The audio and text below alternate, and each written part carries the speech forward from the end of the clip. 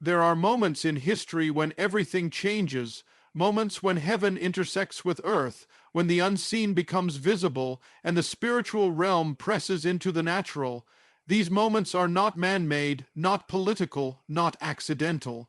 They are divine appointments, gates in time, and when a gate appears, it does not remain open forever. It is there for a moment, a window, a portal, a chance to step through, and then it closes, and when it closes, no hand on earth can open it again. We are now living in one of those moments. The gate has shifted. What was once delayed is now accelerating. What once seemed far away is now pressing at the door. Everything that could be shaken is being shaken, and it's not to destroy, it's to expose.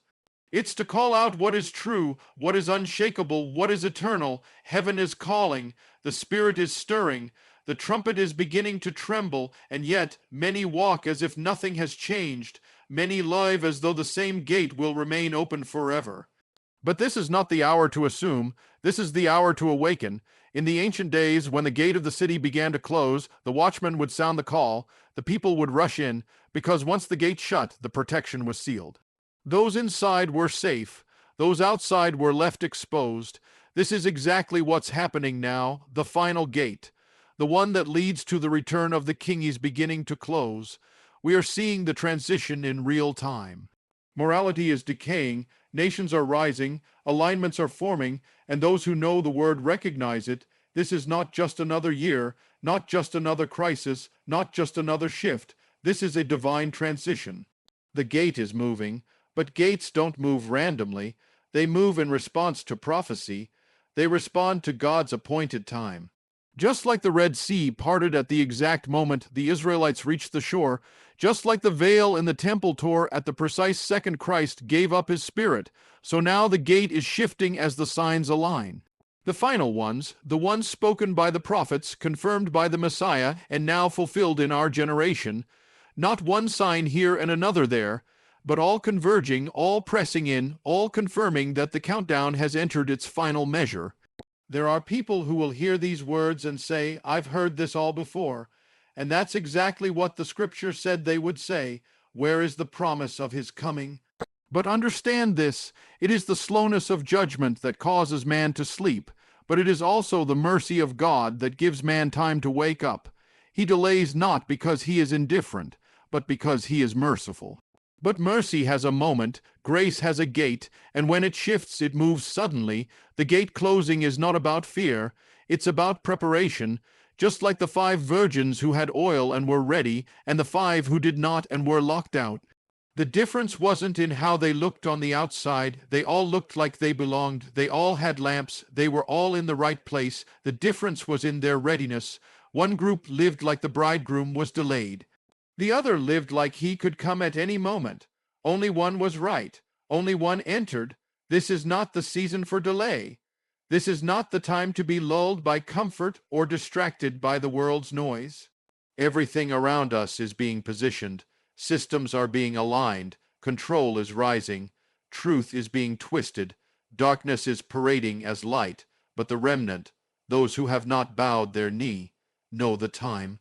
They see the movement, they sense the urgency. The call is not just to believe, it's to prepare. The call is not to blend in, it's to stand apart. When the gate closes, there won't be time to change your garments. You must be clothed in him now. There won't be time to run for shelter. You must abide in him now. There won't be time to find the path. You must walk in it now. Because when the last trumpet sounds, it will not be a rehearsal. It will not be a drill. It will be final, and eternity will begin. So if you can feel the shift, don't ignore it. If you sense the urgency, don't silence it. This is your moment. This is your gate, and once it passes, it will not return.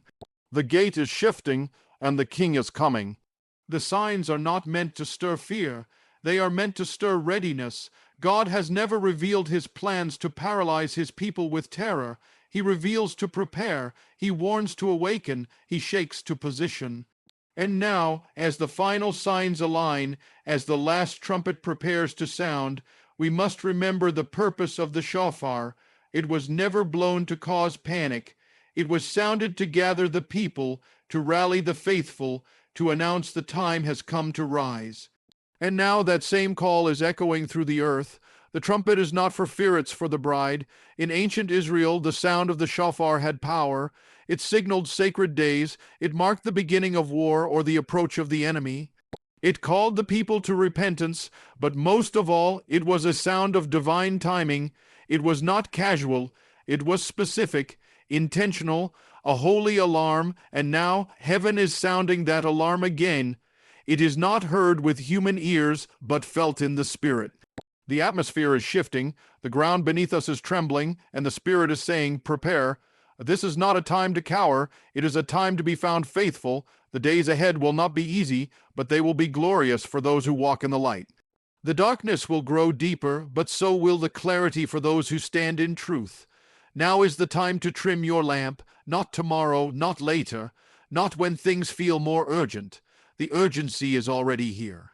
You may not see it in the natural, but the spiritual realm is already aligning, and once the bridegroom steps into view, there will be no second chances, no more oil to buy, no more time to get ready. You either are or you are not, so the shofar sounds, and its message is clear. Awaken from your sleep. Put aside the garments of the world and put on the robe of righteousness. Lay down compromise. Lay down distraction. Stop straddling the line. This is not the hour to blend in.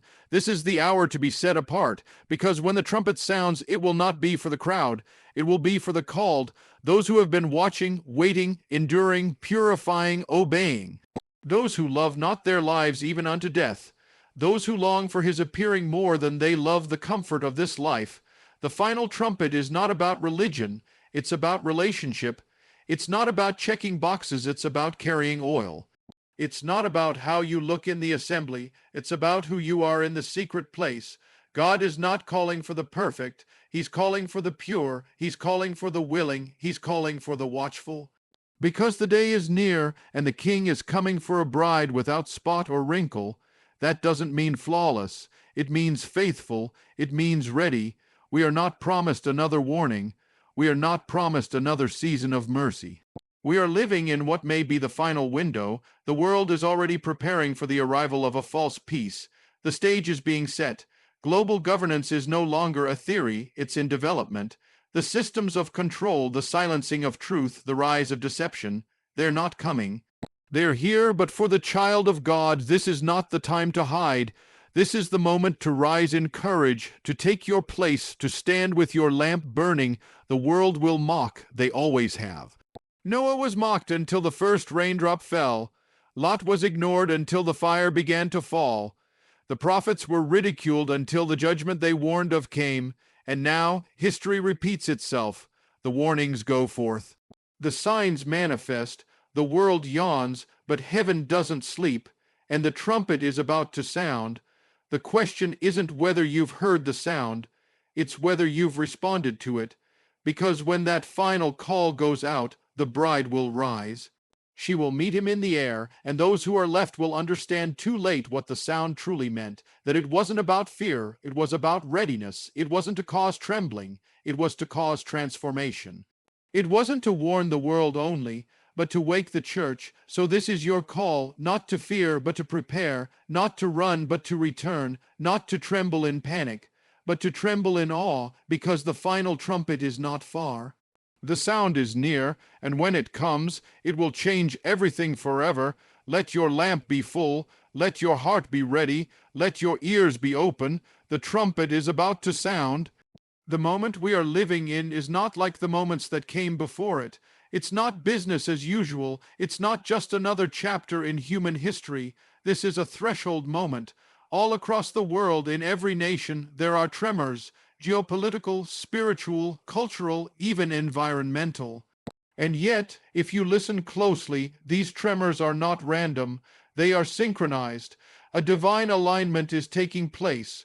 What was once scattered, what once appeared in isolation, is now converging in perfect prophetic order. This is the convergence of signs, and it is no coincidence. It is a summons. For thousands of years, the prophets spoke of a time when the signs would no longer be sporadic, but would come together like the pieces of a puzzle. Each sign, each shaking, each global event would begin to fit, one beside another, to reveal the image that was foretold. And now that image is rising before our very eyes. It's not just one nation rising against another, it's a pattern. It's not just Israel surrounded, it's prophecy manifesting. It's not just a decline in morality, it's the days of Noah and Lot returning. The world is not falling apart, it's falling into place. The convergence has come. And when the signs converge, it's not just to inform, it's to awaken. God doesn't waste signs. He doesn't allow these events to shake the world without purpose. They are signals from heaven.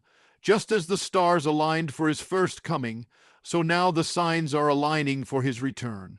We are not waiting for the signs. They have already begun to sound, and one of the most critical signs of all, the restoration of Israel, has already taken its place, a nation reborn in a day, a people gathered from the corners of the earth, a language resurrected from the grave. This alone should make us tremble, because it is written that Jerusalem would be a cup of trembling to the nations. And so it is. Look at the world. Wars and rumors of wars aren't just headlines. They are echoes of Matthew 24. The shaking of economies, the rise of lawlessness, the hearts of many growing cold. These aren't just social issues. These are signs, and they are stacking. The fig tree is not only blooming, it's ripening. And the moment fruit ripens, the harvest must come. What we are witnessing is not chaos. It is divine order being revealed in the midst of what looks like disorder. For those with eyes to see, the signs are blazing. For those still asleep, they appear as noise. But for the watchmen, for the remnant, for those who still trim their lamps and press oil into their jars, this is the hour to look up. This generation is unlike any other, because this generation has seen more signs fulfilled than any in history. We've seen Israel restored, technology align with prophecy, global systems prepare for a cashless society, surveillance infrastructure rise, and a world system capable of enforcing one voice, one narrative, one control. The days of revelation are no longer in the distance. They are forming at the edge of our reality. The foundations are being laid for what was written thousands of years ago. We are walking in the pages the prophets once saw. They long to understand what they glimpsed. We are the ones walking in the fulfillment. And yet, for many, the signs don't matter. They're explained away, dismissed, ignored, just like in the days of Noah. They were eating, drinking, marrying, buying, selling, right up until the flood came and the door was shut. But for Noah, the convergence wasn't random. It was confirmation. The animals coming, the skies changing, the atmosphere shifting. It was all part of the message. Get ready, the time is short, move now. We must become like Noah, not spectators but builders, not critics but responders, not passive but urgent, because the hour has changed. We are no longer in the season of watching for signs. We are in the season of choosing how to respond to them. The signs have already sounded, the convergence is here, and what was once theory is now reality. If you've been waiting for a sign, this is it. If you've been sleeping, it's time to wake up. The trumpet is not just for those outside, it is for the church, for the bride to rise, to prepare, to separate from the world, because you cannot love this world and long for his appearing, and only those who long for his appearing will be ready when he comes. The convergence of signs is not the end, but it is the signal. The last sign is not about fear, it is about faith, because when the last sign appears, the next sound is the trumpet, and when the trumpet sounds, it will be too late to trim the lamp, too late to run for oil, too late to get on the ark. That time is now. Time has shifted, the hour is late, and the king is near.